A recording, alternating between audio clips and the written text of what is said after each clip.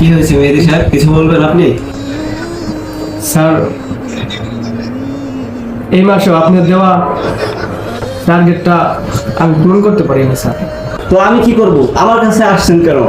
এখন আপনি আসতে পারেন, আপনাকে অনেক সুযোগ দেওয়া হয়েছিল কিন্তু আপনি কাজে লাগাতে পারেননি। চাকরিটাও হারিয়ে ফেললাম, এখন আমি সংসার কিভাবে চালাবো,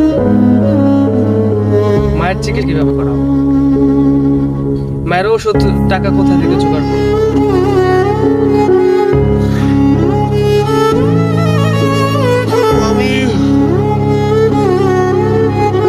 আর এই যুগে চাকরি পাওয়াটা অনেক কষ্টকর।